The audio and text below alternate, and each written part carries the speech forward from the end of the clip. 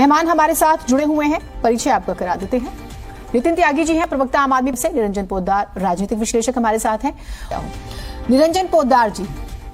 अब क्योंकि आप अरविंद केजरीवाल जी की पॉलिटिक्स के खासा फैन हैं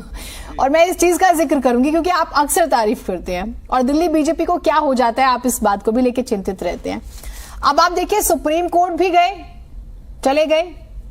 संसद में भी घेरने की तैयारी है। सक्सेस मिले ना मिले, लेकिन मुलाकातें तो हुई, कुछ और बातें हो गई होंगी। तीसरा, जनता के बीच में भी जाने वाले हैं, यानी कि सुप्रीम कोर्ट, संसद और सड़क। फिर से फैन हुए कि नहीं हुए? देखिए जीनत जी, इसीलिए तो थोड़ा सा इको आ रहा है। जीनत जी थोड़ा ठीक करवाइए। हाँ आप बोलिए प्लीज, वो ठीक करेगी टेक्निकल टीम। हाँ आप बोलिए। देखिए जीनत जी, इसीलिए तो अरविंद केजरीवाल जी का आदमी फैन हो ही जाता है, क्योंकि जिस तरीके से अरविंद केजरीवाल जी की राजनीति है, मैंने एक बार पहले भी कहा था कि इस बात को आम आदमी पार्टी भली भांति जानती है कि अगर भारतीय जनता पार्टी अध्यादेश लाती है तो ये इसको दोनों सदनों से पास करवा के ले जाएगी, क्योंकि उनका फ्लोर मैनेजमेंट बहुत स्ट्रांग है और इस चीज को भी वो समझते हैं कि जो अध्यादेश आएगा वो कोई संवैधानिक प्रक्रिया के तहत ही आएगा, वो ऐसा नहीं है कि कोई गैर संवैधानिक कार्य होगा। और जिस तरीके से ये चाहे सुप्रीम कोर्ट जा रहे हैं या अध्यादेश की कॉपियां जलाने की बात कर रहे हैं। जीनत जी मेरी आवाज आ रही है? हाँ जी आ रही है आपके पास, बोलिए प्लीज बोलिए आप। हाँ, तो जिस तरीके से अध्यादेश की कॉपियां जलाने की बात कर रहे हैं या जो भी अध्यादेश के ऊपर जो लड़ाई इन्होंने छेड़ी हुई है, एक महासंग्राम छेड़ा हुआ है, तो मैं इस बात का फैन इसीलिए हूं कि इसी को जीनत जी राजनीति कहते हैं कि जब सामने वाले को अपनी पिच पे ले आते हैं। क्योंकि अरविंद केजरीवाल जी इस टाइम मेरे हिसाब से आम आदमी पार्टी सबसे बुरी परिस्थिति के अंदर विचरण कर रही थी, चाहे मनीष सिसोदिया जी के जेल जाने का मामला हो, चाहे सत्येंद्र जैन जी का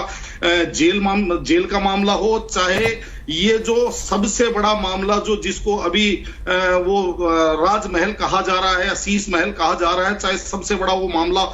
मामला हो, कहीं ना कहीं देखिए एक तीर से कितने निशाने हुए। पहली बात, आज राष्ट्रीय स्तर के ऊपर जिस तरीके से इन्होंने अध्यादेश के मुद्दे को लेकर के, क्योंकि राजनीति के अंदर जीनत जी एक मुद्दा ऐसा होता है जो व्यक्ति को नेता बनाता है, और जिस तरीके से अरविंद केजरीवाल जी ने 2011 के अंदर करप्शन के मुद्दे को लेकर के अपनी एक पार्टी खड़ी कर दी, अपनी एक राजनीति खड़ी कर दी, आज उसी तरीके से ये अध्यादेश को लेकर के अपनी राष्ट्रीय स्तर पे अपनी स्वीकारोक्ति करवा रहे हैं। जिस तरीके से इन्होंने क्षेत्रीय छत्रपों से मिले और वहां जाकर के मुखरता से अपनी बात रखी, और उसके बाद में पटना के अंदर भी इन्होंने मेरे हिसाब से कहीं ना कहीं लीड गेन करी। जो विपक्षी दलों की जिस तरीके से विपक्षी दलों ने इनको वहां पे इग्नोर किया उस मीटिंग के अंदर, लेकिन अंत में जब प्रेस कॉन्फ्रेंस इन्होंने बायकॉट करी तो वहां ये लीड ले गए। और तीसरी सबसे बड़ी बात, पहली बात तो इन चीजों के ऊपर ये जो जवाब देने, यानी कि जो डिफेंसिव मोड में होने चाहिए थे, वहां ये ऑफेंसिव मोड में आ गए अध्यादेश के मुद्दे को लेकर के।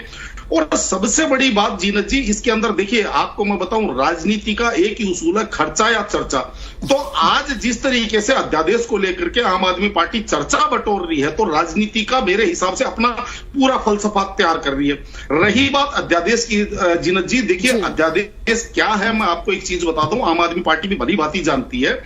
कि जब संसद सत्र नहीं चल रहा होता और केंद्र सरकार को तत्कालीन रूप से किसी चीज को कंट्रोल करना होता है तो वो एक अध्यादेश लेके आती है, और जब संसद सत्र शुरू होता है तो 6 महीने के अंदर अंदर उसको बिल के रूप में, कानून के रूप में उसको पास करवाना होता है दोनों सदनों से, तब उसकी वैधानिक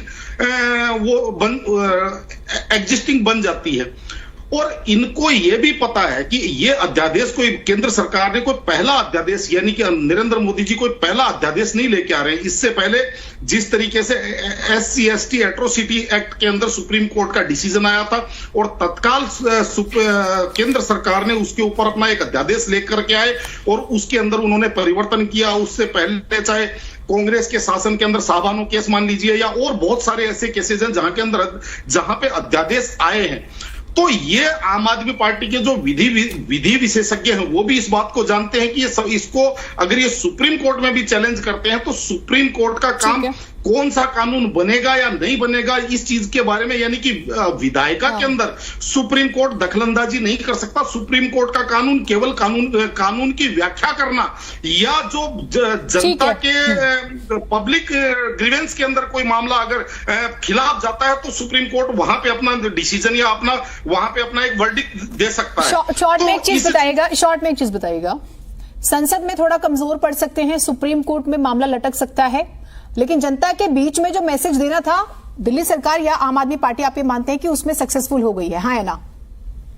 देखिए जीनत जी, मैं आपको एक चीज बताऊं, आम आदमी पार्टी वर्तमान के अंदर तो बहुत बढ़िया राजनीति करती है, अध्यादेश को लेकर के बहुत, मेरे हिसाब से इनका बहुत अच्छा मूव है। लेकिन ये इनके, क्योंकि हमारे यहां कहा जाता है कि अति सर्वत्र वर्जयते, जिस तरीके से विरोध की राजनीति पिछले 9-10 वर्षों से दिल्ली के अंदर होती आ रही है, अभी 2024 के अंदर लोकसभा के चुनाव में, 10 सेकंड लूंगा जी बस, 2024 के अंदर लोकसभा के चुनाव और तत्काल बाद 2025 में विधानसभा के चुनाव में, कहीं इनको ऐसा ना हो जाए कि दिल्ली की जनता ये सोचे कि क्योंकि 24 के अंदर मान लीजिए, मुझे नहीं लगता कि आम आदमी पार्टी केंद्र के अंदर अपनी सत्ता बना पाएगी, मुझे ऐसा नहीं लगता, चाहे वहां पे भारतीय जनता पार्टी की सरकार बने या किसी और पार्टी की सरकार बने, लेकिन मुझे नहीं लगता आम आदमी पार्टी के पास 273 होंगे। तो वहां पे लोगों को ऐसा 2025 में ऐसा ना लगे कि ये तो अगर अभी भी अगर आम आदमी पार्टी को वोट दे दिया तो ये तो अगले 5 साल और झंझट और झगड़ों के अंदर दिल्ली चलती रहेगी और दिल्लीवासी पिटते रहेंगे। तो कई बार ऐसा भी होता है कि जो चीनी खाना जरूरी है लेकिन ज्यादा चीनी खाने से शुगर हो जाती है, ये भी आम आदमी पार्टी को समझ के चलना चाहिए, मेरा ये मानना है। अच्छा ठीक है, तो आप पोद्दार जी ये अध्यादेश की लड़ाई है या चुनावी लड़ाई हो गई है अब ज्यादातर? देखिए जीना जी, ये वास्तविकता तो ये है कि ये राजनीति है और अभी आपको दिल्ली के अंदर आने वाले कुछ समय के अंदर ये राजनीति और भीषण और ये राजनीतिक लड़ाई और भीषण रूप धारण करती हुई दिखेगी। ये बात मैं क्यों कह रहा हूं, क्योंकि जिस तरीके से ये जो इनके बंगले का नवीनीकरण हुआ और उसके ऊपर अब जो सीएजी जांच बैठ गई है और सीएजी जैसे जैसे अपनी परतें उधेड़ेगी, इस चीज का जवाब दे दूं मैं आपको जल्दी से शॉर्ट में।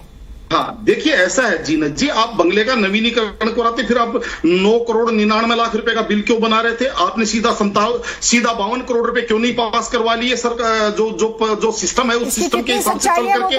चलिए ठीक है, बहुत शुक्रिया आप सभी का जुड़ने के लिए, किसी को कम समय